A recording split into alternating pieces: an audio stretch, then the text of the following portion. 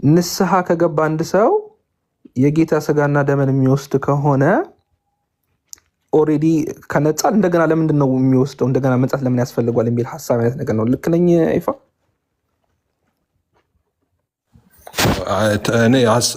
ጥያቄን ላንሳና ተወያዩበት። በዚህ ላይ ምንድነው እኔ ምለው አንድ ሰው ልክ እንዳልከው የጌታ ራት ከመውሰዱ እኛ የጌታ ራት እንለዋለን፣ ቅዱስ ቁርባን የሚሉት ኦርቶዶክሳውያን ማለት ነው። እሱን ከመውሰዱ በፊት ካህኑም ንጹህ ያልሆነ አይቅረብ ይላሉ። ንጹህ የሆነ ሰው ነው ያንን የሚቀርበው። ንስሐ ገብቶ ጾሞ ጸልዮ ራሱን በንስሐ ያጠበ ሰው ነው የሚቀርበው እና ቄሱም ንጹህ ካልሆናችሁ እንዳትቀርቡ ብለው ጠንካራ ቃል ይናገራሉ። ያ የሚናገሩት ቃል ትክክል ነው፣ መጽሐፍ ቅዱሳዊ ነው የሚናገሩት ቃል። ከዛ በኋላ እሱን ካሉ በኋላ ሰው ሄዶ የሚወስደው ንጹህ ነኝ ብሎ ነው። ከዛ ለኃጢአት መንጻት ነው ደግሞ እንደገና ደግሞ ለኃጢአት ስርየት ነው መባሉ ከዛ በኋላ ትክክል አይሆንም። ምክንያቱም ንጹህ የሆነ ነው ኦልሬዲ የሚወስደው። አለበለዚያ ግን ሁለት ችግር ያመጣል። አንደኛው ምንድነው? አንደኛ ንጹህ ያልሆነ ሰው ከናጢያቱ በልቷል ማለት ነው፣ ፍርድ በላ ማለት ነው፣ የቄሱ ማስጠንቀቂያ ዘንግቶ ማለት ነው። ሁለተኛ ደግሞ ንስሐ የሚባለው ነገር ኃጢአትን ፈጽሞ አያሰሪም ማለት ነው። ምክንያቱም ንስሐ ገብቶም ሰውየው ኃጢአቱ አልተሰረየም፣ ለኃጢአት መሰረይ ገና የጌታ ራትን የሚወስደው እየተባለ ነው። የኔ አርጉመንት ይሄ ነው። አማን ተረድቻለሁ። ለምሳሌ ኤፋይ በፔንቴኮስታል አስተምህሮ አንድ ሰው ወደ ጌታ ሲመጣ ንስሐ ገብቶ አይደል ጌታን ይቀበላል። ከዛ ፍጹም ነው አይደለም የሚሆነው፣ ንጹህ እንከን የሌለበት ወይ ደግሞ ልክ አዲስ ፍጥረት ይሆናል። እንደዛ ነው አይደል የሚታመነው? ልክ ነኝ? ጥያቄ የለውም። ንጹህ ነው በገባበት በዛ ፍጥነት። እንደውም መጽሐፍ ቅዱስ የሚለው አዲስ ፍጥረት እንዳልከው ተባረክ፣ ኒው ክሬሽን ነው የሚሆነው፣ አዲስ ፍጥረት ነው የሚሆነው። ያ ማለት ፍጽሞ ኃጢአት የሌለበት ነው የሚሆነው በዛ ቅጽበት። እና ፍጹም እንደዚህ የሆነ ሰው በማግስቱም ደግሞ ንስሐ ይገባል አይደል? ኃጢአት ከሰራ ዋይኖት። ኦኬ። ስለዚህ አንድ ጊዜ ንስሐ የገባው አሁን የሚታመነውን ስለማውቀው ማለት ነው በፔንቴኮስታል ለኃጢአት ልክ ጌታ ሆይ በፊት የሰራሁትን ኃጢአቴን ይቅር በለኝ፣ አሁን የምሰራውን ኃጢአቴን ይቅር በለኝ፣ ወደፊት የሚሰራውን ለሁሉም ነው ክርስቶስ የሞተለት። ያ የክርስቶስ ኢየሱስ ደም ፓስት ሲን የአሁኑ ያለውን ሲን እና ፊቸርን ሲን ያነጻለታል ተብሎ ነው ወደ ጌታ የጌታ ሆነ የሚባለው። ስለዚህ እንደዛ ከሆነ እንደገና በማግስቱ ለምንድን ነው ንስሐ ወይ ደግሞ የሚናዘዘው? ውሸት ነው። እንደዛ አንልም እኛ። ኢየሱስ ክርስቶስ ደም የፊቱንም የኋላውንም የሁሉንም ኃጢአት አያጥለትም? ኖ ምንለው ሁለትን አይነት። አሁን ንስሐ አለ። ስለ ኢየሱስ ደም ማጣጠብ እና ስለ ንስሐ የምታወራ ከሆነ አንድ ሰው ጌታን ሲቀበል ጌታ ሆይ ተቀብያለሁ፣ ዓለምን ሰይጣንን ክዳለሁ ምናምን ሲል ያኔ ምን ይሆናል መሰለ? ዳግም ይወለዳል፣ ከጨለማ ወደ ብርሃን፣ ከሞት ወደ ህይወት ይሻገራል፣ በኢየሱስ ደም ይታጠባል፣ ንጹህ ይሆናል ያ ሰው ማለት ነው። ያ ሰው ንጹህ ነው፣ ንጹህ ሆኗል፣ የእግዚአብሔር ልጅ ሆኗል፣ ቅዱስ ሆኗል ማለት ነው። ይሄ ልጅ ግን ይሄው ልጅ ራሱ ቅዱስ የሆነው ንጹህ የሆነው በክርስቶስ ደም የታጠበው ሰው ያው ታጥቦ ወዲያው ሞትም ከሞተ ሞተ ነው ተገላገለ። ካልሞተ ግን ህይወት የሚቀጥል ከሆነ በንጋታውም በሚቀጥለውም ቀን ያለ ከሆነ ይሄ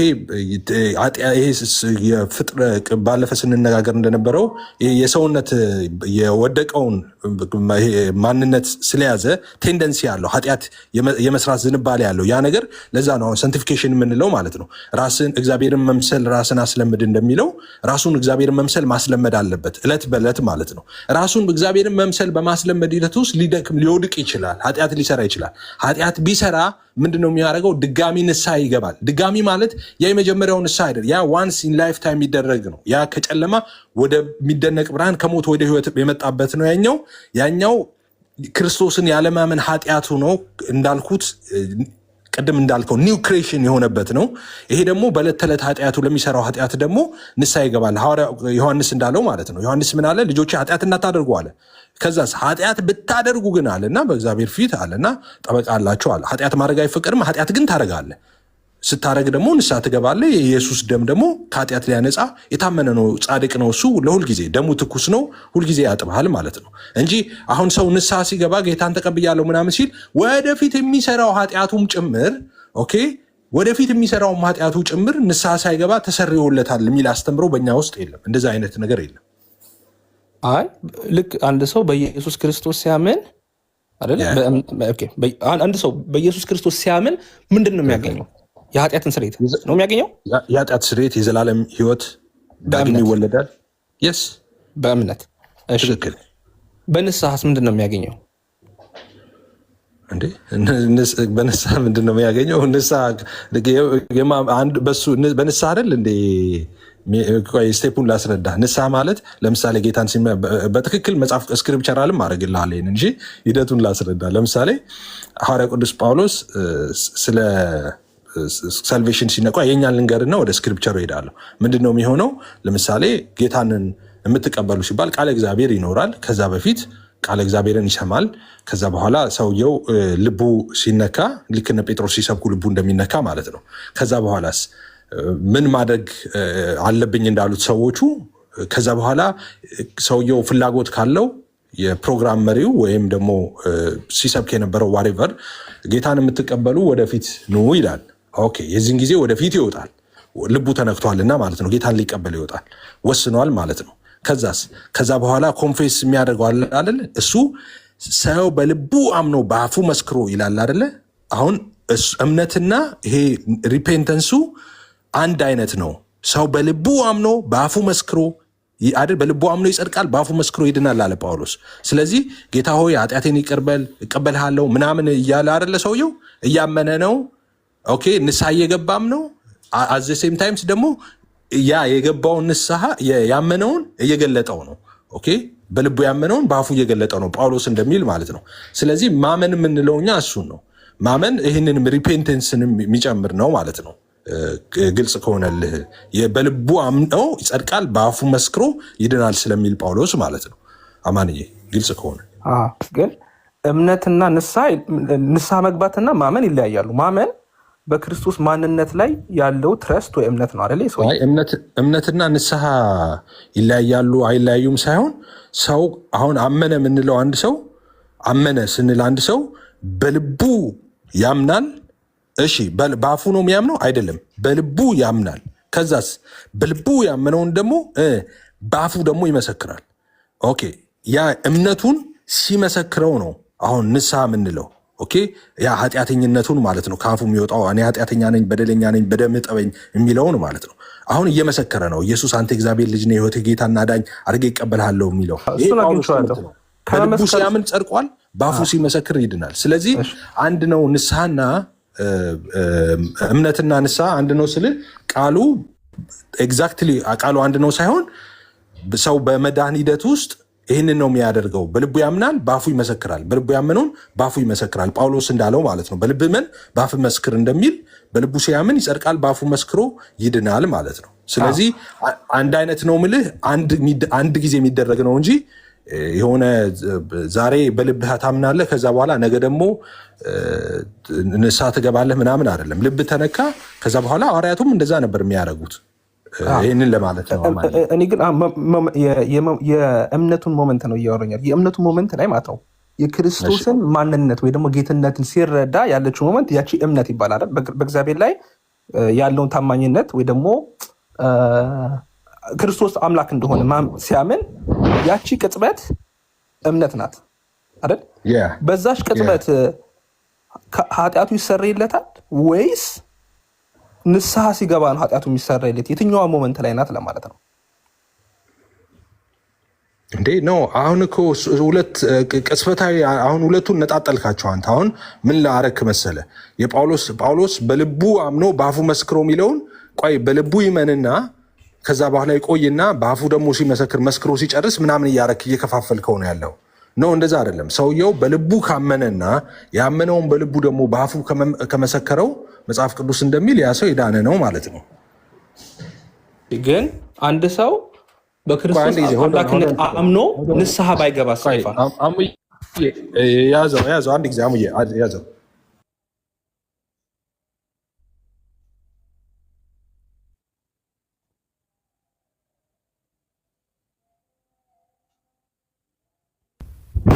There is paper in it. Still we have paper in it. No. Yeah. Okay. Sorry, Amani. ያልኩት ምን መሰለህ? እሺ፣ go ahead. Yeah. አንድ ሰው ልክ ሲያምን ያቺ ሞመንት ኦፍ እምነት ማለት ሲያምን ስለ ክርስቶስ ኢየሱስ ክርስቶስ አምላኬ ነው ጌታዬ ነው ብሎ ልክ ሲያምን ያለችው ሞመንት እሱን አድርጎ ነገር ግን ንስሐ ባይገባ ኃጢአቱ ይሰረያል ወይ ነው ጥያቄ። እንዴ ማመን እኮ ሲያምን ሰውየው ንስሐ እየገባ ነው እኮ እያልኩ እኮ ነው። አማንዬ ማመን እኮ በኢየሱስ ማመን ማለት ምን ማለት ነው? እሱ አልገባህም እንዴ? ሰውየው ሲያምን ማመን ንስሐ መግባት ነው እንዴ? ኤፋይ ይቀላቀልክብኝ እኮ ማመን ንስሐ አንድ ነው።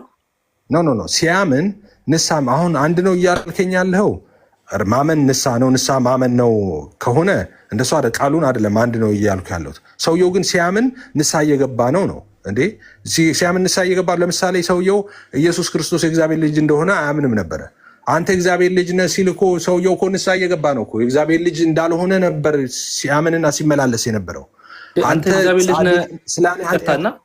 የእግዚአብሔር ልጅ ነህ ብሎ መናገር ንስሐ ነው እንዴ? ልጨር አንድ ንስሐ። በነገራችን ላይ ይህንን እዚህ ላይ ብቻ እንቁም ከፈለክ፣ ይህን ላይ መቆም ፈልጋል። አዎ ንስሐ ነው። የስ አብሶሉት ከንስሐዎች ሁሉ ትልቁ ንስሐ ነው። አንተ እግዚአብሔር ልጅ ነህ ብሎ ማመን ማለት ነው። እኔ ኃጢአተኛ ነኝ ማለትስ ንስሐ ነው። እሺ ኃጢአቴን ይቅር በለኝ ማለትም ንስሐ ነው። ያ ንስሐ ነው። አዎ ላላመነ ሰው አንተ እግዚአብሔር ልጅ ነህ ብሎ እግዚአብሔር ልጅ እንዳልነበረ የሚያምን ሰው አሁን አንድ ሙስሊም መጥቶ አንተ የያው እግዚአብሔር ልጅ ነህ ሲል ንስሐ እየገባ ነው። የእግዚአብሔር ልጅ አይደለህም ሲል የነበረበትን ዘመናት አሁን እነዛን ዘመናት እየተቃወመ ነገር ግን አሁን የእግዚአብሔር ልጅ እንደሆነ እየመሰከረ ነው። ሐዋርያው ቅዱስ ጳውሎስ እንደሚል ማለት ነው።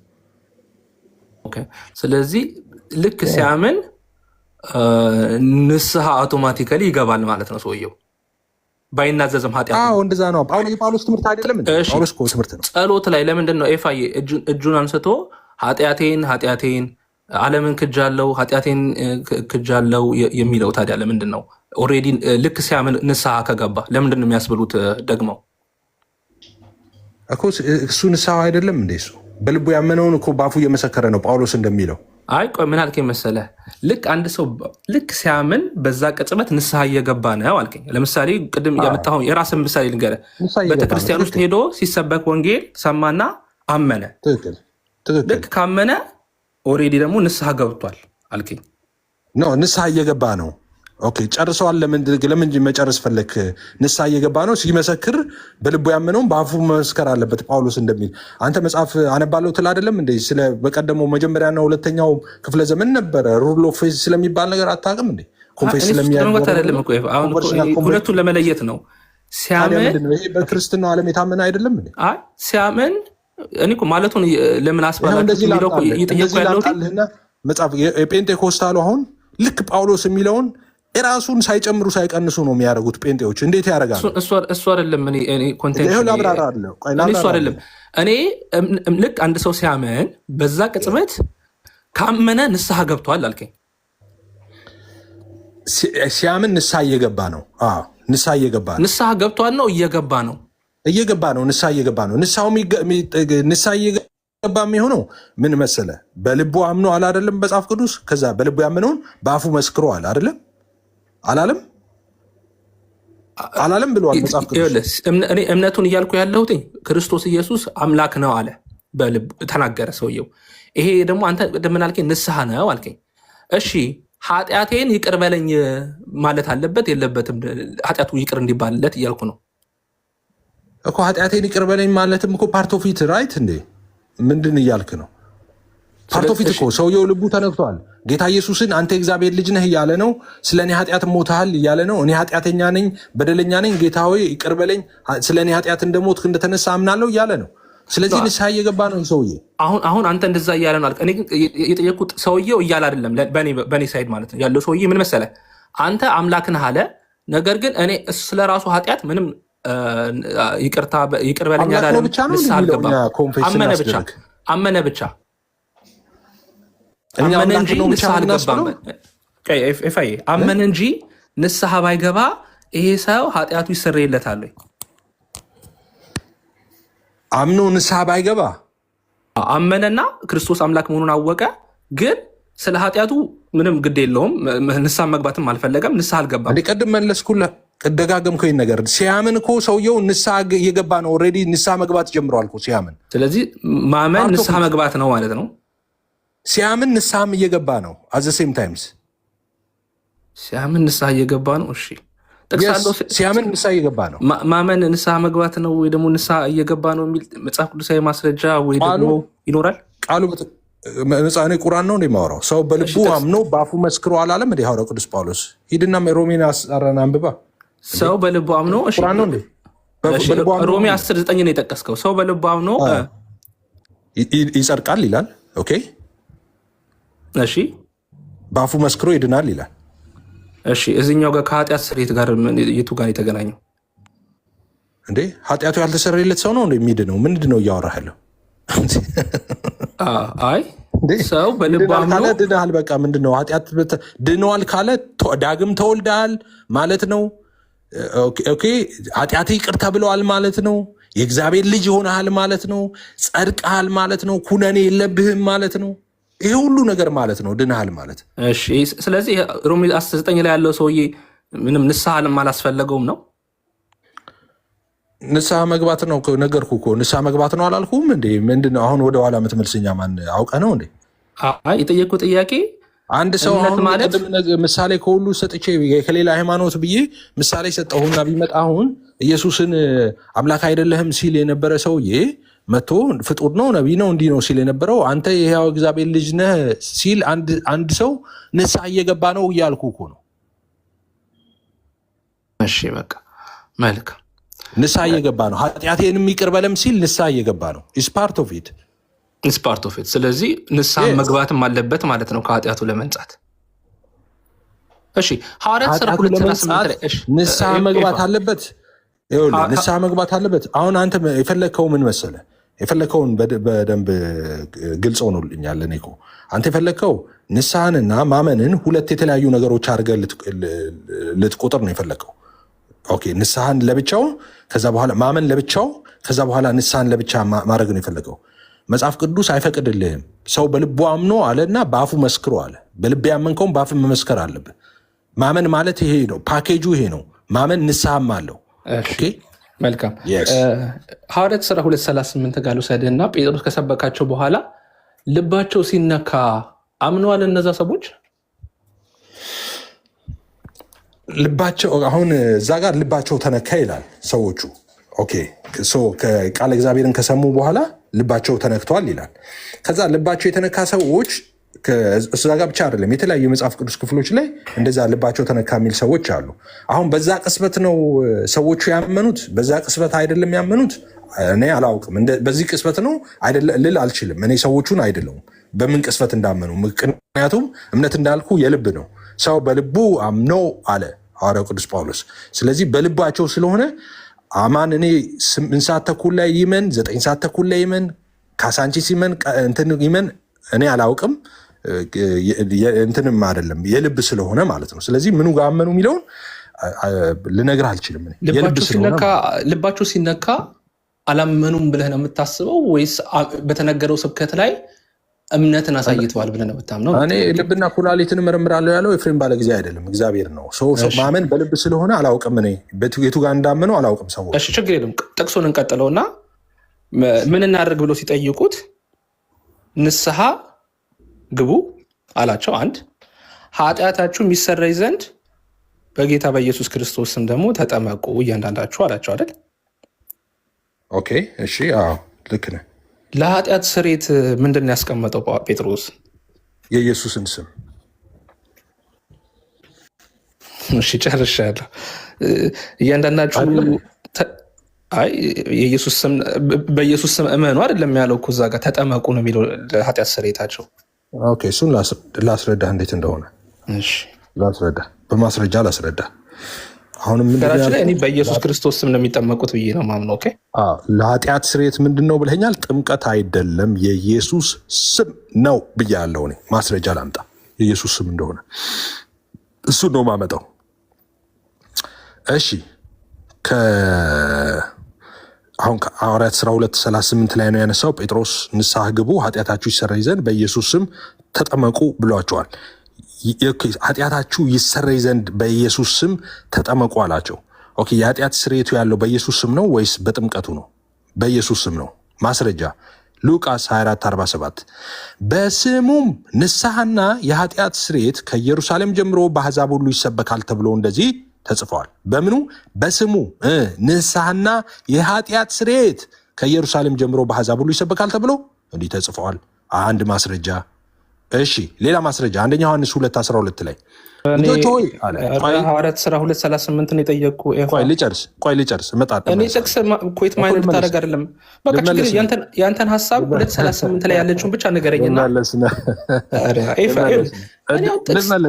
አንተ ጠያቂ ብቻ ከሆነ እኔ እኮ መልስን ለምን እንደጠየቁ ግን ሳልመልስልህ ግን አትወርድም። እሺ ይህን ሁሉ እንደጠየቁ አስረድቼ ባንስማማም በዚህ ነው የምንጨርሰው። ያንተን ጥያቄ መልሼ ነው የምጨርሰው። ቀጥል።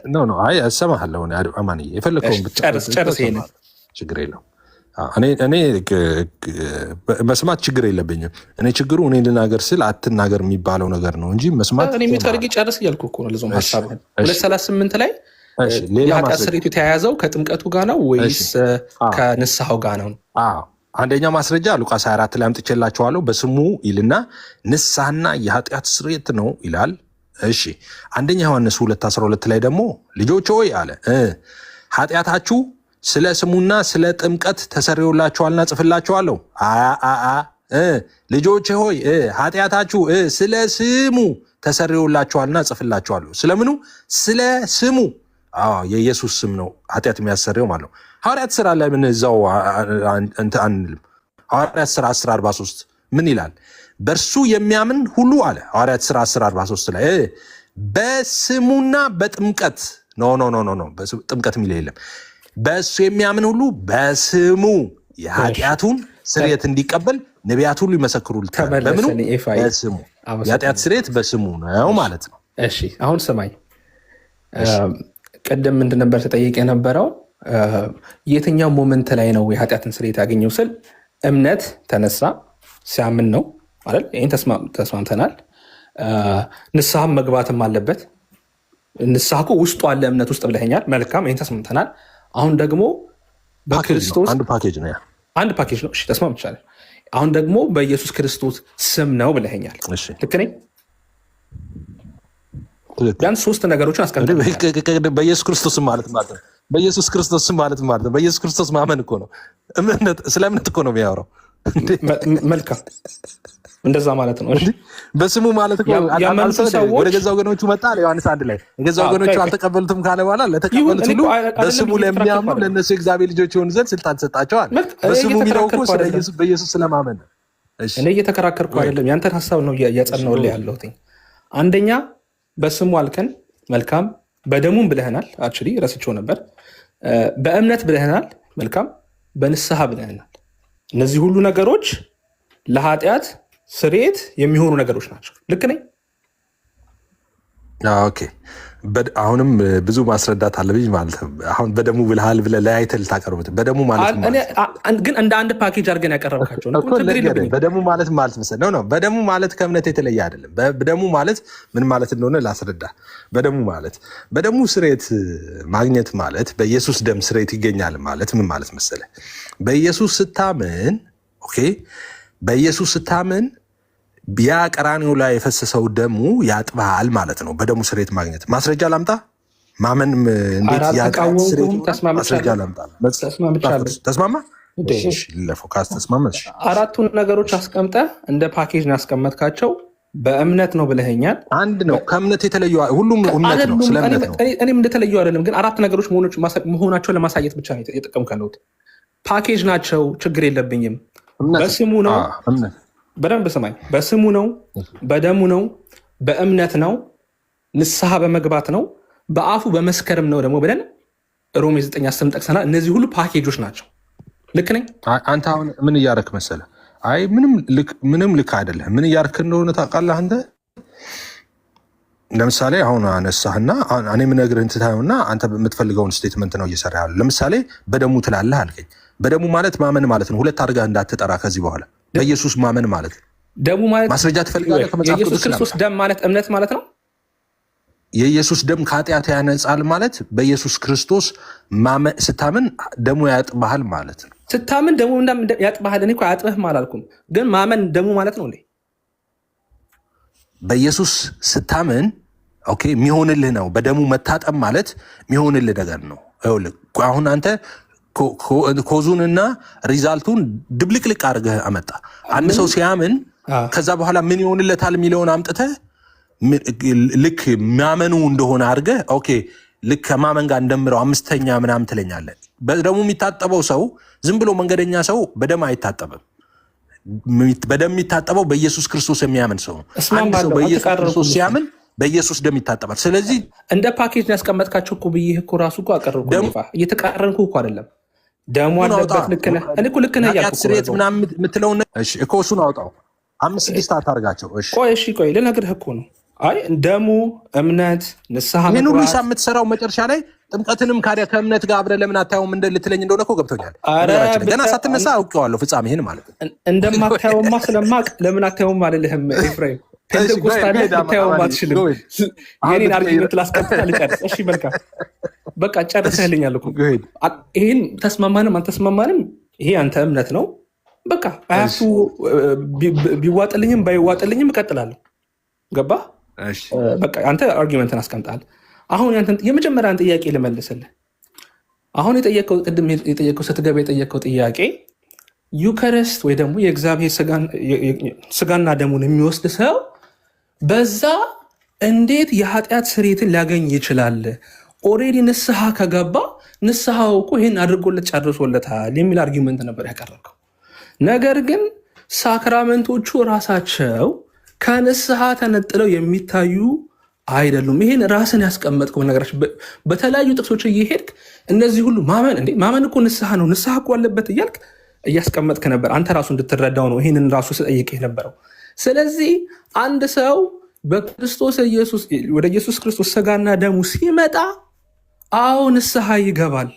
የንስሐው አክቹዋሊ በሩ ሲሆን ዋናው ነገሩ ደግሞ የክርስቶስ የኢየሱስ ክርስቶስ እውነተኛ ወይም አማናዊ ስጋና ደሙ ነው።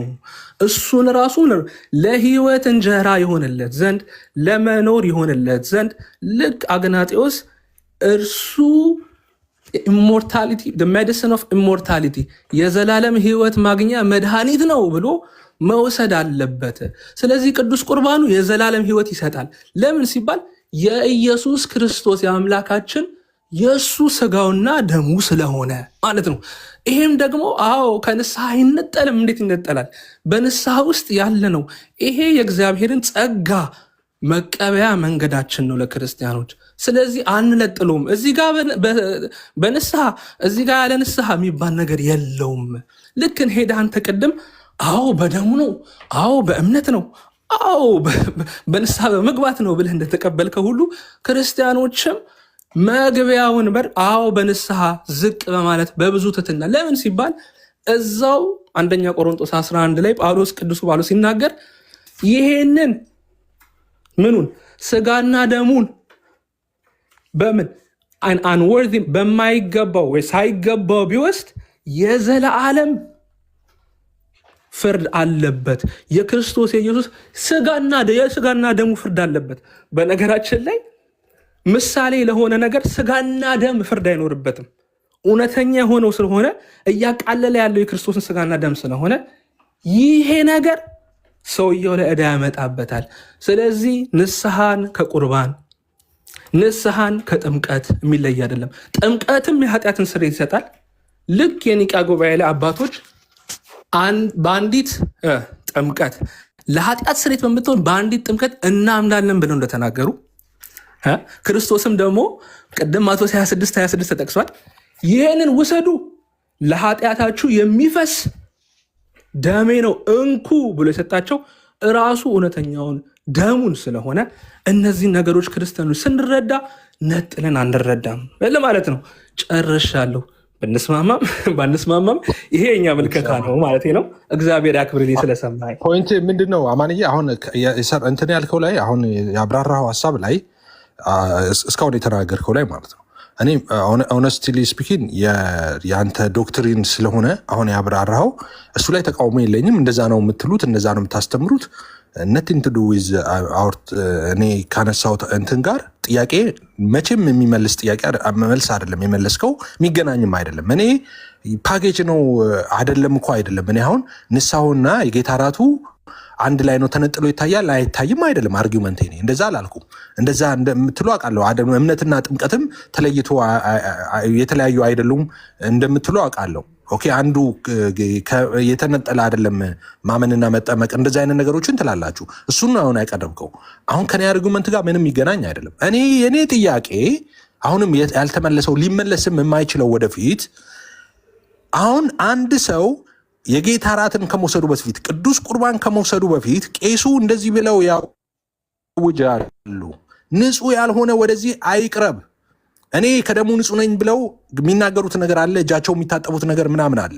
ትክክል ነው፣ መጽሐፍ ቅዱሳዊ ነው። ጳውሎስም ያንን ይናገራል። ንጹሕ ያልሆነ ሰው ወደዛ መቅረብ አይችልም፣ ወደ ጌታ እራትን መውሰድ አይችልም፣ ፍርድ ይበላል ነው ሐዋርያው ቅዱስ ጳውሎስ የሚለው። ትክክል ናቸው ቄሱ። ችግሩ የሚመጣው እዚህ ጋር ነው። የጌታ እራት ለኃጢአት ስርየት ነው ካልክ፣ እንደገና ንጹሕ ያልሆነ ደግሞ እንዳይወስደው ካልክ፣ ንጹሕ የሆነ ነው የሚወስደው ማለት ነው። ንጹሕ የሆነ ሰው ለመንጻት ይወስዳል እንዴት ትለኛለህ? ኦልሬዲ ነጽቷል፣ በንስሐው ነጽቶ ነው የሚወስደው። አልነጻም ካልከኝ ሁለት ችግር መጣብህ። አንደኛው ችግር ከነ ኃጢአቱ በላ እያልከኝ ነው፣ ፍርድ በልተዋል ማለት ነው። ሁለተኛው ችግር ደግሞ ንስሐ ኃጢአትን አያጥብም እያልከኝ ነው። አሁን ፓኬጅ ነው እያልከኝ፣ አሁን ንስሐና የጌታ እራት አንድ አይነት ነው እያልከኝ ከሆነ ሁለቱም አንድ አይነት እኮ ነው። ስለዚህ ንስሐ እየገባ የጌታ እራትን እየወሰደ በዛ ነው ኃጢአቱ የሚሰራው እያልከኝ ከሆነ፣ ስለዚህ ከጌታ እራት ውጭ ሰዎች ንስሐ ሲገቡ ኃጢአታቸው አይሰረይም እያልከኝ ነው። ለምሳሌ የነፍስ አባት ጋር ሄደው ንስሐቸውን ተናግረው ቀኖና ተቀብለው ንስሐ ሲገቡ ሲጾሙ ሲጸልዩ ኃጢአታቸው አይሰረይም ማለት ነው። ለምን? ፉል ፓኬጅ የሚሆነው የጌታ እራትን ሲወስዱ ነው። ስለዚህ doesn't make any sense። ከኔ ጋር አታነጻጽረው። እኔ ለምሳሌ ስለ እምነት ሳነሳልህ እምነትና ንስሐን ሳነሳልህ ኦኬ ሰውየው በልቡ ያምናል በአፉ ይመሰክራል ይላል ጳውሎስ። ስለዚህ በልቡ ያመነውን በአፉ ይመሰክራል፣ ሰውየው መመስከር አለበት። ስለዚህ እምነቱ ነው ምስክርነቱ ነው አትበለኝ። ያመነውን መመስከር አለበት። አንድ ነው ሁለቱ። ማመን አለበት፣ ያመነውን ነው የሚመሰክረው ነው ያልኩህ ነኝ። ኦኬ አንተ ደግሞ እያልከኝ ያለው አይ አንድ አይነት ነው የጌታ እራት መውሰዱንና ንስሐው አንድ ነው እያልከኝ ከሆነ፣ ስለዚህ ከጌታ እራት ውጭ ያለው ንስሐ ሁሉ ዜሮ ነው እያልከኝ ነው። ኃጢአት አያሰሪም እያልከኝ ነው። ኃጢአት አይደመሰስም እያልከኝ ነው። ስለዚህ ችግር መጣ ማለት ነው። የኔ ጥያቄ መልስ አላገኘህም ማለት ነው እስካሁን። አሁን አንተ ያነሳው ሀሳብ ላይ ግን እንትን የለኝም እኔ። መልካም። አይ ይህን ሁሉ አስረድቼ አይ ቲንክ የመለስኩት ይመስለኛል። ወይ ደግሞ ሪካርዲንጉ ካለ አሁን ራሴ መድገን ነው የሚሆንብኝ። ንጹህ ሰው እንዴት ከነጻ በኋላ እንዴት እንደገና ደግሞ ለንስሐ ይሆናለታል አልከኝ። ይህንንም እኮ አንተ ተጠይቀ በምሳሌ ያሳየችህ ነበር። ምን ብዬ ያሳየችህ ነበር? ልክ አንድ ሰው አዲስ ፍጥረት ከሆነ በኋላ አምኖ በክርስቶስ ኢየሱስ ደም ነጽቶ ምናምን ካልን በኋላ አዲስ ፍጥረት ነው ካላችሁ በኋላ እንደገና ንስሐ ይገባል። ግዴታ ንስሐ ያስፈልጋል ማለት ነው። ንስሐ በነገራችን ላይ በክርስትና ህይወት ውስጥ አላልንም። አዲስ ፍጥረት ከሆነ በኋላ ንስሐ ይገባል አይገባም እንዴ? አዲስ ፍጥረት ከሆነ በኋላ ንስሐ ይገባል። አንተ አዲስ ፍጥረት ነህ ኤፍሬም። ኦኬ ከዛ በኋላ ለሚያደርገው ላልኩ ለሁለተኛው ነው እንዴ? ከ10 ሰከንድ በኋላ እኮ በአእምሮም ነው ሰውየው ኃጢአት እንዴ ካዲያሱ ምን ያገናኘዋል? ከዛ አንድ ሰከንድም ትሁን ያው ንስሐ ይገባል ለማለት ነው። ሁለቱ አንድ አይደሉም። በመጽሐፍ ቅዱስም ሁለቱ አንድ አይደሉም። ለመዳን ሰው የሚያደርገው ንስሐ፣ ለምሳሌ አንድ ሰው አሕዛብ የሆነ ሰው ክርስቶስን የማያውቅ ሰው መጥቶ የሚገባው ንስሐ እና የእግዚአብሔር ልጅ የሚሆንበት ዳግም ውልደትን የሚያገኝበት ንስሐ እና ከዛ በኋላ የእግዚአብሔር ልጅ ሆኖ ደግሞ የሆነን ሰውዬ መንገድ ላይ የሄደ የተሳደበውን ንስሐ የሚገባው ንስሐ፣ ሁለቱ አንድ አይነት ንስሐ አይደለም።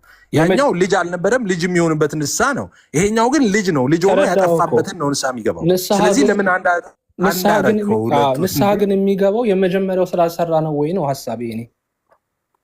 ኖ የመጀመሪያው ስላልሰራ አይደለም። የመጀመሪያው ስላልሰራ ሳይሆን ይኸውልህ መጀመሪያ ሰውየው ንስሐ ሲገባ ኦኬ በጨለማ ነበር፣ በሞት ነበር፣ በስራት ነበረ፣ በግዞት ነበር። ንስሐ በሚገባ ጊዜ ወደሚደነቀው ብርሃን ይመጣል፣ ወደ ህይወት ይሸጋገራል፣ ኒው ክሬሽን ይሆናል፣ አዲስ ፍጥረት ይሆናል፣ ቦርን አጌን ይሆናል፣ በክርስቶስ ዳግም ይወለዳል። ይሄ ሰው ኦኬ የእግዚአብሔር ልጅ ሆነዋል። በቃ በዛ ቅጽበት ሰውየው ኃጢአት አለበት ወይ? ንጹህ ነው። ንጹህ ማለት በነገራችን ላይ የክርስቶስ ጽድቅ ነው የተቆጠረለት። ጭራሽ ፐርፌክት ማለት ነው። ምንም ነጥብ ማይወጣለት ፐርፌክት ሰው ሆነ ማለት ነው በዛ ቅጽበት። ከዛስ ይህ ሰውዬ ደግሞ ይኖራል አይደለ? ሲኖር ኃጢአት ሊሰራ ይችላል። የአሮጌው ቅድም እንዳልኩት ማለት ነው ይሄ የተበላሸው ማንነቱ ኦኬ ግራጁዋሊ በአንድ ጀንበር አይደለም። ለዛ ነው እግዚአብሔርን መምሰል ራስን አስለምድ የሚለው ማለት ነው። ራሱን እግዚአብሔርን መምሰል በሚያስለምድበት ሂደት ውስጥ ሊደክም ይችላል፣ ኃጢአትን ሊሰራ ይችላል። ሲሰራ ምን ያደርጋል? በንስሐ ይመለሳል። ከወደቀበት ተነስቶ ይሄኛውና የመጀመሪያው ንስሐ ሁለቱ አንድ አይነት አይደሉም። እና የመጀመሪያው ስላልሰራ አይደለም እዚህ ጋር የሚሰራው። ልታስደግመኝ ነው አሁን። እሺ ሰውየው የክርስቶስ ጽድቅ አለው አይደለ? ፐርፌክት የሆነ ጽድቅ አለው። ስለዚህ በዛው ቅጽበት ተቆጥሮለታል። አንተ ታምናለህ አታምንም? አንተ ታምናለህ? እንደሱ እኔ ስለ አንተ ነው ጥያቄ። አንተ ጠያቂ ብቻ ማናረገ እኩል ይሄኛው አንተ ፖይንት ኦፍ ቪው ነው። የክርስትናን እምነት ስናገር የኔ ብቻ አድርገህ ታመጣዋለህ። መቆጠር ብቻ አይደለም የምናምነው እኛ በዩኒየንም ነው የምናምነው። ኢትስ ኖት አባውት ጀስቲፊኬሽን ብቻ በመቆጠር ብቻ አይደለም። እና ጀስቲፊኬሽን እንደዛ አይደለም የምንረዳው። ስለዚህ እዛ ውስጥ አሁን ጀስቲፊኬሽን ምንድን ነው ብዬ ሙግት መግባት አልፈልግም። በቃ አንተ ያልከውን ብቻ ነው ተቀብያለሁ እኮ ተቆጠረለት። ያ ጽድቅ ፐርፌክት የሆነ ጽድቅ ነው። ያ ጽድቅ የሚጎልበት ጊዜ አለ ካዲያስ። ስለዚህ ከዛ ከክርስቶስ ጽድቅ ይጎላል ሰውየው ካዲያ። ልክ እኔ ጋር ነው የተቋረጠው። በነገራችን እኔ ጋር በጣም መሽቷል። ዮሐዴ ቀጥሉ። በቃ ኤፋይ ችግር የለው የተቋረጥክብኝ ነው። እኔ ግን የመጨረሻ አንድ ጥያቄ አለ። ከአዳም ጋር ቀጥሉ። የጨረስኩ እኔ ጋር በጣም መሽቷል እና ነው ፈልገው አንድ ብቻ ጥያቄ ጠይቄ እንዘጋለን። ለእኛም ፈቃድልን ኤፊ አንድ ጥያቄ ብቻ አለ። ህይወት ለእኔ ነው ይሄ ሁሉ ጥያቄ የምትሉት? ይሄ ብቻ ነው። ሌላ ጥያቄ የለም። ህይወት መካፈል የኃጢአት ስርየት ነው አይደለም? ህይወት መካፈል የክርስቶስን ህይወት መካፈል ነው። ያ የክርስቶስን ህይወት ይካፈላል አንድ ሰው ንስሐ ከገባ እና ማለት የክርስቶስን ህይወት ንስሐ ከገባ ምልህ ቅድም እንዳልኩ ከጨለማ ወደሚደነቀው ብርሃን ከሞት ወደ ህይወት ሲመጣ የክርስቶስን ህይወት ይካፈላል። ህይወት መካፈል የኃጢአት ስርየት ነው አይደል? የኃጢአት ስርየት ነው ስትል ማለት ነው። እየነገርኩ እኮ ነው። ህይወት መካፈል የምንለው እኛ የክርስቶስን ህይወት አንድ ሰው የሚካፈለው በክርስቶስ ኢየሱስ ሲያምን የክርስቶስን ህይወት ይካፈላል አንድ ሰው። እኔ የጠየኩ ጥያቄ ህይወት መካፈል የኃጢአት ስርየት ነው አይደለም? ህይወት መካፈል የኃጢአት ስርየት ነው አይደለም የምትለኝ? የኃጢአት ስርየት ነው ማለት ማለት ነው። ህይወት ሲካፈል ኃጢአቱ ይሰረይለታል እያልከኝ ነው ወይስ ኃጢአቱ ሲሰረይ ህይወቱ ይካፈላል እያልከኝ ነው? ምን እያልከኝ ነው?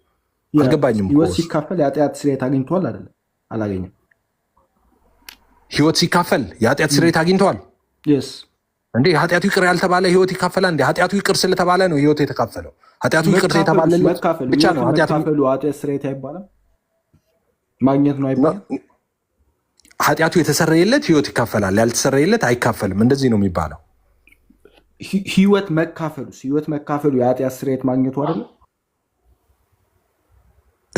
የክርስቶስን ህይወት የምትካፈለው ንስሐ ከገባህ ነው። ንስሐ ገብተህ ልጅ ስትሆን የክርስቶስን ህይወት ትካፈላለህ እንዴ? ልጁ ያለው ህይወት አለው ይላል አይደለም እንዴ? ልጁ ይኖርሃል መጀመሪያ፣ ከዛ ህይወት ይኖርሃል። እስክትካፈል ድረስ የኃጢአት ስርየት አግኝተሃል። ህይወትን እስክትካፈል ድረስ ነው። እሱ እኮ ቅጽበታዊ ነው። ለምሳሌ አሁን እየነገርኩ እኮ ነው። ልጁ ያለው አለ መጽሐፍ ቅዱስ ህይወት አለው አለ።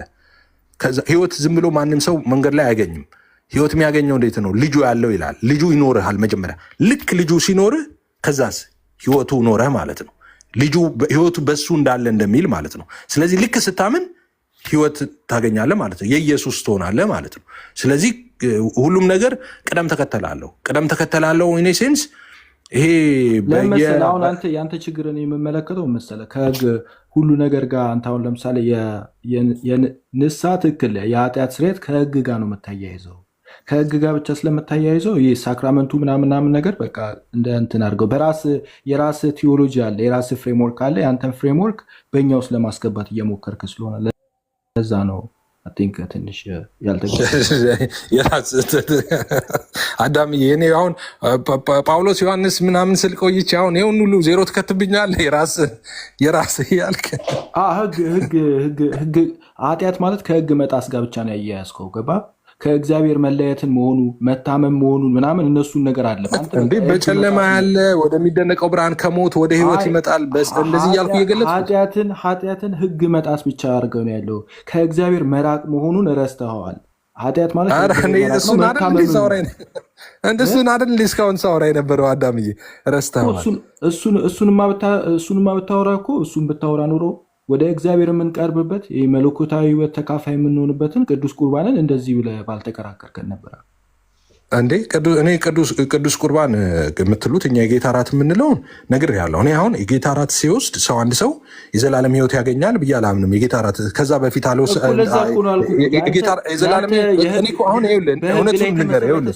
ሆነስትሊ ስፒኪንግ አዳምዬ ጌታ ኢየሱስን ሆነስትሊ ስፒኪንግ እኔ ቀልድ ነው የሚመስለኝ። አሁን ሰዎች እንደዚህ ሲሉ የምር እንደዚህ አምነውበት ነው የምለው። ምክንያቱም የጌታ እራት ሳገኝ የዘላለም ሕይወት አገኛለሁ የሚለው እንዴ ክርስቲያን ሆነህ ለምሳሌ አንተ ኦርቶዶክስ ነህ፣ ክርስቲያን ሆነህ ጾመ ጸልየ ነጠላህን አድርገህ ቆመ አስቀድሰህ የሚባለውን ነገር ሁሉ አሜን እያልክ በረከት እየተቀበልክ ሄደህ ልክ ጌታ እራትን ስወስድ ስቀበል የዛኔ ነው እንዴ የዛኔ ነው ክርስቲያን መሆን የዛኔ ነው ኃጢአት የሚሰራው ስትል ሌላ ስለሆነ እኮ ነው። አንተ ያንተ ዘላለም ሕይወት ዲፊኒሽን ቶታሊ ከኛ ጋር የማይገናኝ ነው። የዘላለም ሕይወት ከዛ ክርስቲያን ሳትሆኑ እንደ ቤተክርስቲያን ሲጀመርስ የምትሄደው ለስጋው ደግሞ ሰው ልክ እንዴ ክርስቲያን ሳትሆን ነው ሲጀመር ከቤትህ ጾመህ ጸልየህ ጓደኞችህ ጭፈራ ቤት ሲሄዱ ቤተክርስቲያን ነው የሚሄደው ብለህ ነጠላ አድርገህ ሄደህ በጣም ችግሩ እሱ ነው እኮ። እንደዛ ካልሆነ ካዲያ ለእሱ ነው ለዘላለም ሕይወት ነው አትበለኛ። ለዘላለም ሕይወት ነው አትበለኝ። ዘላለም ሕይወት ስላገኘው ነው እንጂ የምንለው ግጥም አድርገን የዘላለም ሕይወት ነው እሱ ነው እንትን ማይለን እኮ። እስኪ ቆይ አንድ ጊዜ እስኪ የዮሐንስ ወንጌል ምዕራፍ 17 ቁጥር 3 ላይ ያለውን የዘላለም ሕይወት እስኪ ያስረዳ። ኧረ አዳም ልቀቀኝ ዛሬ። አሁን ገና ከስራ ምን ማለት ነው? ከስራ ገና መጨረስ ነው። አንድ ጥያቄ ብቻ አንድ ሰዓት ቢሮ አረፈርኩኝ ታውቃለህ። መውጣት ነበረብኝ። እሺ ቀጥል። እሺ ከአንድ ጥቅስ እንግዲህ ሳክራመንት ላይ ነበርና ስተወሩ የነበሩት ከአንድ ጥቅስ ተነስቼ ከዛ ዮሐንስ ወንጌል ምዕራፍ 3 ቁጥር 5 ላይ ጥያቄ ፊልጵዎስ ምዕራፍ 4 ቁጥር 3 ላይ እንዲህ የሚል ቃል አለ። አንተም ደግሞ በስራዬ አብረህ የተጠመጥክ እውነተኛ ሆይ ይላል። እንድታግዛቸው ለምናለሁ ስሞቻቸው በሕይወት መጽሐፍ ከተጻፉት አለ ከቀለሜንጦስ ያዝልኝ ከቀለሜንጦስ ደግሞ ከኔ ጋር አብረው ከሰሩ ከሌሎች ጋር በወንጌል ከኔ ጋር አብረው ተጋድለዋልና ብሎ ቀለሜንጦስ ክለመንቶፍሮ የምንለው ከጳውሎስ ጋር ወንጌል ሲሰብክ እንደነበረ ከሱ ስር እየተማረ እንደሆነ ይናገራል። ይህ አካል ክለመንቶፍሮ ዮሐንስ ወንጌል ምዕራፍ 3 ቁጥር 5ን ሲፈታ ምን ብሎ ይናገራል? For this has the true prophet testified to it with an oath ይላል። Verily I say to you that unless a man is born again of water ይላል። አንድ ሰው ድጋሜ ከውሃ ካልተወለደ በቀር he shall not enter into the kingdom of heaven የእግዚአብሔር መንግስትን አይወርስም አለ። For this the prophet has sworn to us saying አለ ነቢዩም እንዳለው Verily I say to you እላችኋለሁ ምን unless ye be regenerated by living water በሕያው በሆነ ውሃ ዳግም ካልተወለዳችሁ በምን into the name of the Father the Son and the Holy Spirit በአብ በወልድ በመንፈስ ቅዱስ ዳግም ካልተወለዳችሁ በምን በውሃ ተጠምቃችሁ you shall not enter the kingdom of heaven ብሎ ይሄ ከጳውሎስ ጋር ወንጌል ሲያገለግል የነበረው አካል ከሕይወት መጽሐፍ ላይ ተጽፏል ብሎ ጳውሎስ የተናገረው አካል ዮሐንስ ወንጌል ምዕራፍ 3 ቁጥር 5 የውሃ ጥምቀት ብሎ ይፈቷል። እናንተ ደግሞ ቃሉ ብላችሁ መፈቱትና ማን ነው ልክ እዚህ ጋር ማለት ነው? አይ ይሄ በሕይወት መጽሐፍ የነበረው አካል ተሳስቷል ክለመንቶፍሮ ቸርች ፋዘሩ ተሳስቷል ነው የምትሉት? እኛ ልክ ነው የምትሉት ወይስ ደግሞ የኛ አስተሳሰብ ልክ ነው ከዛ ደግሞ እሱ ተሳስቷል ነው የምትሉት? ጥያቄ ሳክራመንት ላይ ኦኬ እሺ። አሁን የሐዋርያቱ ተማሪ የነበሩ ሰዎች በቀጥታ የሚሆኑ ተዋቸውን እነሱ ራሱ ጳውሎስ ሐዋርያው ቅዱስ ጳውሎስ አሁን ተመልሶ ቢመጣና ሮሜ ላይ የጻፍኩት ተሳስቷል እና እንደዚህ ነው ትክክለኛው ቢለን ሐዋርያው ቅዱስ ጳውሎስ አሁን ቢመጣ ማለት ነው ራሱ እንደዛ ቢለን እሱ ራሱ ሐዋርያው ቅዱስ ጳውሎስ የፍርድን ቃል አውጥቷል ስለ ራሱ ጳውሎስ ማለት ነው። አሁን ጳውሎስ መጥቶ ነው የምልህ ራሱ ተሳስቻለሁ እኔ ቆሮንቶስ ላይ የጻፍኩት ትክክል አይደለም ተሳስቻለሁ ካለ ራሱ ላይ የእርግማን ቃል አውጥቷል ለራሱ ማለት ነው። እሱ ብቻ አይደለም ወደ ነገሩን ከምድርም ወስዶ ወደ ሰማይ ወስዶታል። እኛ ከሰበክንላችሁ ውጪ አለ የተለየ ወንጌል የሚሰብክላችሁ ቢኖር እኛ ብንሆን አለ ራሱን ጨምሮ ማለት ነው የሰማይ መልአክ ቢሆን የተረገመ ይሁን አለ። ስለዚህ ቸርች ፋዘርስም ይሁኑ ማናቸውም ይሁኑ ጳውሎስ ራሱ አሁን ተመልሶ መጥቶ ከጻፈልን እውነት የተለየ እውነት ቢነግረን አንቀበልም። ስለዚህ አሁን እንትናም አለ እንትና አለ የሚለው ነገር እሱ መለኪያ አይደለም። የእኛ መለኪያ እስትንፋሰ መለኮት የሆነው የሕያው እግዚአብሔር ቃል ነው። በእግዚአብሔር ቃል ነው የምንፈትሸው ነገሮችን ሁሉ ማለት ነው። በእግዚአብሔር ቃል ተፈትሸው እውነት ሆኖ ያልተገኙ ነገሮች በሙሉ ትክክል አይደሉም ማለት ነው። እናንተም የቸርች ፋዘርስን የምትፈልጉበት ቦታ ነው የምትቀበሉት፣ እኛም የምንፈልግበት ቦታ ነው የምንቀበለው። የምንፈልገው ማለት እኛ ከመጽሐፍ ቅዱስ ጋር ስሙሙ ሆኖ ካገኘ ነው ማለት ነው። ከመጽሐፍ ቅዱስ ጋር ማይጣላ ሆኖ ካገኘ ነው እንቀበለዋለን። ሁላችሁም እንደምታደርጉት ሁላችሁም መርጣችሁ ነው ይሄኛውን ትክክል አይደለም ይሄኛውን እንትን ስላለው በእንትን ነው የምንቀበለው ብላችሁ ነው የምትቀበሉት። ስለዚህ ቸርች ፋዘርስ አሉት ብለን ዝም ብለን በመጽሐፍ ቅዱስ ፊልተር ሳናደርግ የምንቀበለው ነገር የለም። አንዱ እሱ ነው። ሁለተኛ ደግሞ ይሄ ስራው እንደዚህ ብለዋል ብለህ የምታመጣቸው ሪትን ዶክመንቶች ራሱ ብዙዎቹ ላይ ኮራፕት የሆኑ አሉ ብለን እናምናለን። በጣም ብዙ ስራዎች ማለት ነው፣ ብዙ ጽሁፎች። ምክንያቱም ከዘመናቸው ርቀት አንጻር፣ ከተለያዩ ቋንቋዎች ከመተርጎማቸው አንጻር፣ ከተለያዩ ነገሮች አንጻር በቀጥታ የሰዎቹ መልእክት ሰዎች ጋር እኛ እጅ ጋር በቀጥታ ደርሷል ብለን ሁሉም ባይሆንም ማለት ነው በቀጥታ ደርሷል ብለን አናስብም። እሺ ሌላኛው ሁለተኛው ይሄ ነው። አንደኛው ምክንያት የመጀመሪያው ነገር ያለው ፋለብል ናቸው ብለን ነው የምናምነው። ኢንፋለብል አይደሉም። ስለዚህ በመጽሐፍ ቅዱስ ፈትሸን በርብረን ነው የምንቀበለው እንጂ ዝም ብለን አንቀበልም። ከእንትና ጋር ነበርኩ ብለን አንቀበልም። እንዳለው የነበረው ራሱ ጳውሎስ ካስተማረን ጳውሎስ ያስተማረው እኛ ጋር ዶግማ ነው። ኢየሱስ የተናገረው ዶግማ ነው እኛ ቤት። ጳውሎስ ከተናገረው በእርግጥም ይሆናል ይደረጋል። ካልሆነ ግን ጳውሎስ ሐዋርያቱ ያልተናገ ምክንያቱም በነቢያትና ሐዋርያት መሰረት ላይ ታንጻቸዋል ነው የሚለው። መሰረቱን እነሱን የመሰረቱት የእነሱ እውነት ዘላለማዊ እውነት ነው። ከዛ ውጭ ግን የሆነው ሁሉ ዘላለማዊ እውነት አይደለም፣ ወይም ደግሞ ፋለብል ነው፣ ተሳሳች የመሳሳት እድል ያለው ነው። ስለዚህ ዝም ብለን አንቀበልም። እሱ ሌላው የተጠመቀው ምናምን የምትሉ ነገር እኔ ግን ይሄን ብዬ ልጨርስ። እኔ ለአንተ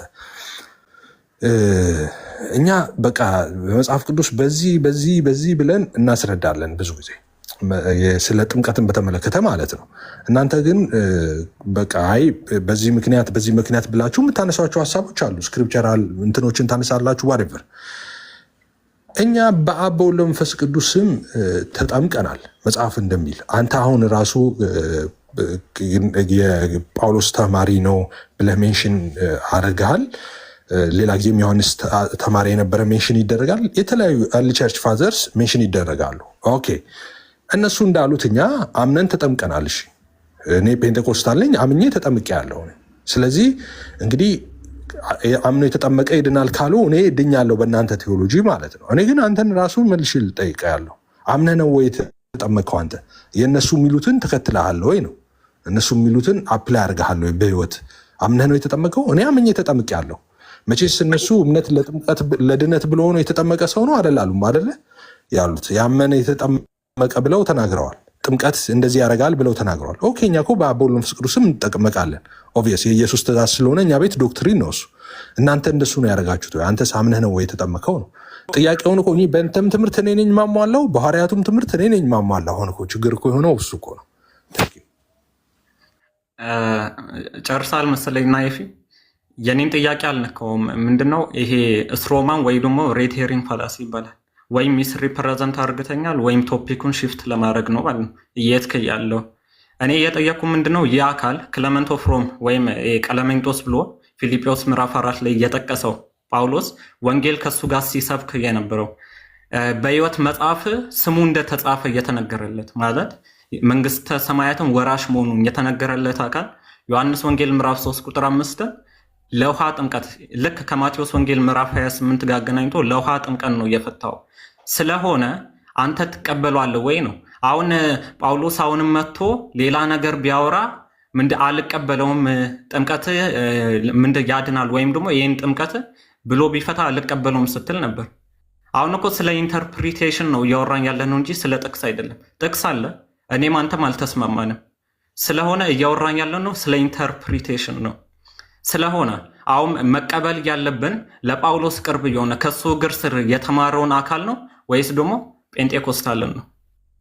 ጴንጤኮስታልን ለምን እስከ 15ኛ ሴንቸሪ እስከ ሉተር ድረስ አንድም ሰው እንደ እምነት ጥምቀት አያድንም ብሎ እየተናገረ የለም። ዮሐንስ ወንጌል ምዕራፍ 3 ቁጥር 5ንም ጭምር ለውሃ ጥምቀት አይደለም ብሎ የፈታ የለም። ስለሆነ እስከ 15ኛ ሴንቸሪ ድረስ ቤተክርስቲያን ተሳስታ ጥምቀት ላይ ጥምቀት ያድናል ብላ ባፕቲዝም ለሳልቬሽን ነው ብላ አስተምራ ከዛ የሆነ ጊዜ ደግሞ አይ ስህተት ነው ብሎ አንድ አካል መጥቶ አረማቸው ማለት ነው። 15 ሴንቸሪ ሙሉ ተሳስታ ቤተክርስቲያን አያ ስለሆነ ብቻ የመለስከውን ነገር አይ ዶንት ኖ ለኔ መልስ ነው ብዬ ልቀበለው አልችልም። ማንኛውም ከላይም ከታችም ያሉ ያጠግባል ብዬ አላስብም። የመለስኩት መልስ ከመመለሰኝ በፊትም ችግር የለውም። እኔ ኦፒኒየን ካስቀመጥክ ችግር የለውም እንደዛ ብለህ ማለት ነው።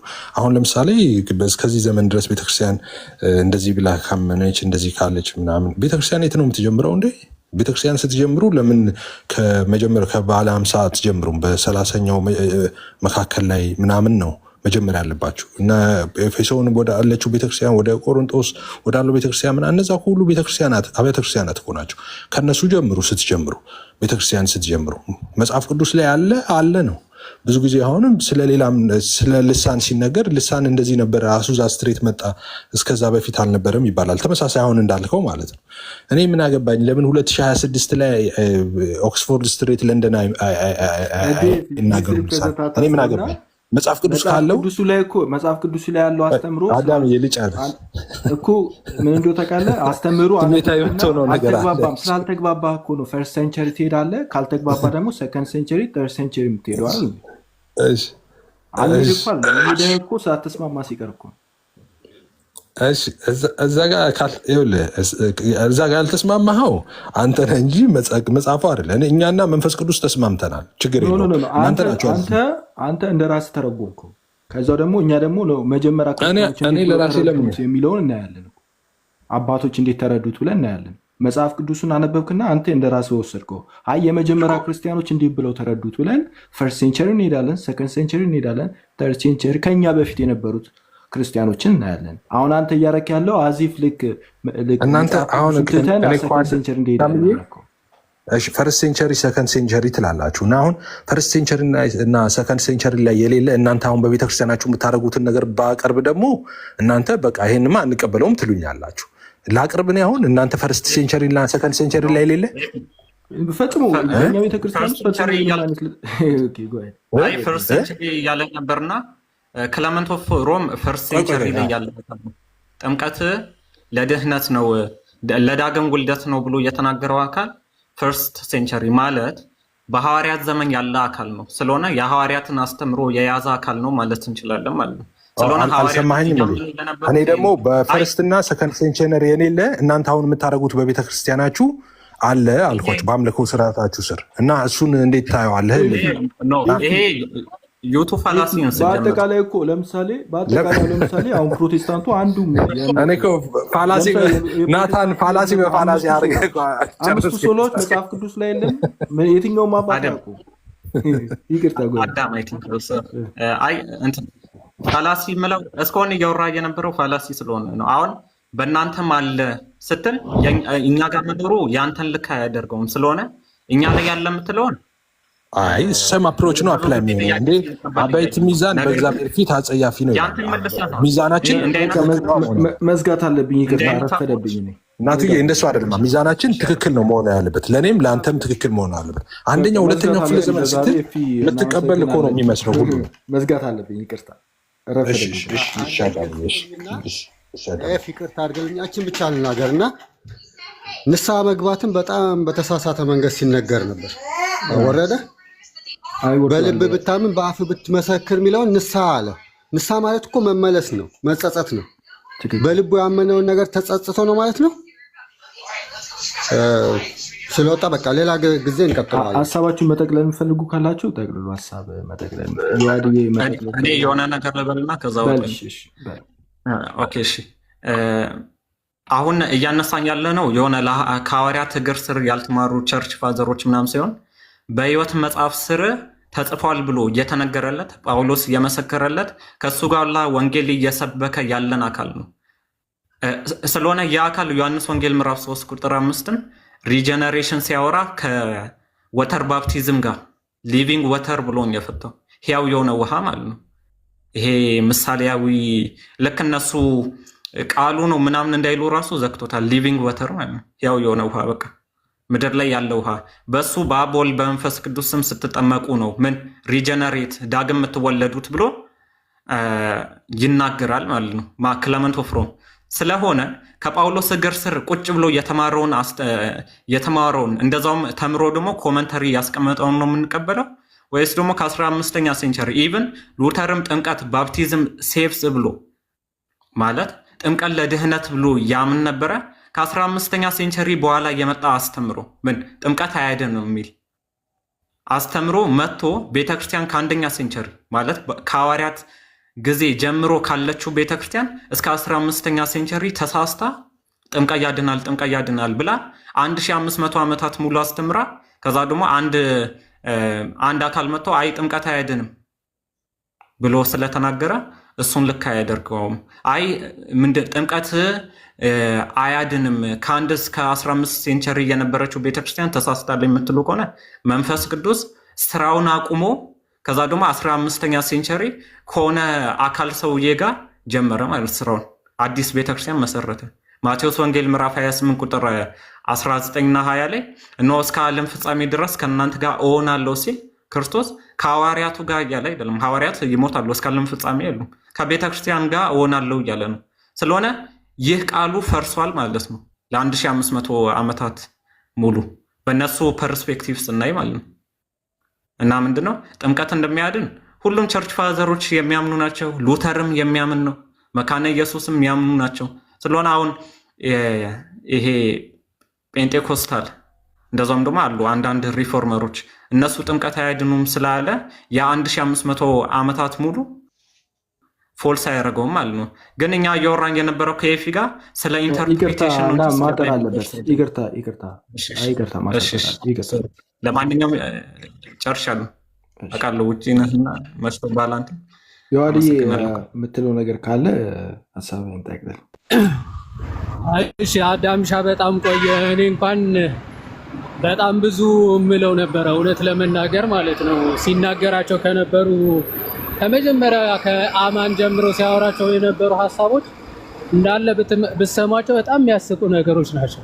ትክክል። ይሄ ልባቸው ተነካ፣ ንስሐ ግቡ፣ የኃጢአት ይቅርታም ታገኙ ዘንድ በኢየሱስ ክርስቶስም ተጠመቁ የሚሉትን ሁሉም እምነት ናቸው ሲል ነበር። እምነት ከሆነ ሪደንደንሲ እየተጠቀመ ነው ማለት ነው። ቅዱስ ሉቃስ ዝም ብለው ነበረ የቃላቶች ድርደራ የተጠቀመው እንጂ ምንም መደጋገም አያስፈልገውም ነበረ። ልባቸውም ተነካ ማለት ንስሐ ግቡ ማለት የኃጢአት ይቅርታ እንድታገኙ በኢየሱስ ክርስቶስም ተጠመቁ ማለት ሁሉም ተመሳሳይ ከሆነ ዝም ብሎ ቃላቶች መደጋገም ነበረ ማለት ነው። ግን አይደለም። አዲሱ መደበኛ ትርጉም ራሱ ሲናገር ልባቸው ተነካ ማለት አመኑ ማለት ነው። በቃ አለቀ እኮ። ልባቸው ተነካ ሌላ ምን ሊሆን ይችላል? በእንትን ይመኑ አላቅም ሲል ነበረ ኤፍሬም። ግን ከባድ ነው። የራሳቸው አዲሱ መደበኛ ትርጉም እንደዛ ነው፣ አመኑ ማለት ነው ብሎ ይናገራል። ከዛ ንስሐ ገቡ፣ የኃጢአት ይቅርታ ለማግኘት ደግሞ ተጠመቁ የሚለው ያው በዛን ሰዓት ጥምቀት ከእምነት የማይነጠል ስለነበረ ለድህነት ብለው ያጠምቁ ነበረ ብለው አዲስ መደበኛ ትርጉም ይፈታል። ከዛ አንጻር የሚታይ ነው። አሁን ያነሳው ሀሳብ ግን ስለ ጥምቀት የተነሳው ሀሳብ ሐዋርያ ቅዱስ ጳውሎስ ከኛ የሚለይ ወንጌል የሚሰብክ ቢኖር የተረገመ ይሁን ብለዋል። ስለዚህ ራሱ ተመልሶ ቢመጣ አልቀበለውም አይነት ነገር ነው ማለት ነው። መጀመሪያ የተለየ ወንጌል ነው ያለው ሰው። ጥምቀት ለዘላለም ሕይወት ነው የሚለው የተለየ ወንጌል አይደለም። ባይዘወይ ክርስቶስ ያስተማረው ትምህርት ነው። ዮሐንስ ወንጌል ምዕራፍ 3 ከቁጥር 5 ላይ ያለው ነው። እሱን እናንተ እንደፈለጋችሁ ውሃ እያለ ውሃ አይደለም ብላችሁ እንድትፈቱ የፈቀደላችሁ ማን ነው? ምክንያቱም የተለየ ወንጌል ይዛችሁ የመጣችሁት እናንተ ናችሁ። በ1500 ዘመን የማይታወቅ ስነ አፈታት ይዛችሁ የመጣችሁት እናንተ ናችሁ። ኦኬ።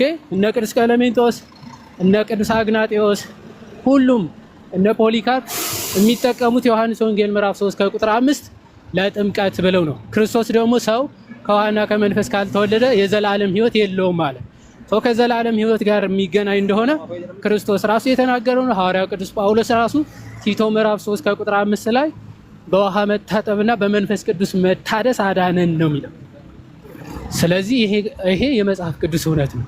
ይሄንን መረዳት 1500 ዘመን የነበሩ አባቶች በሙሉ ተሳስተዋል ካልክ እንዴ ቤተክርስቲያን ጠፍታለች። ቅድም ዮኒ ሲለው እንደነበረ ማለት ነው።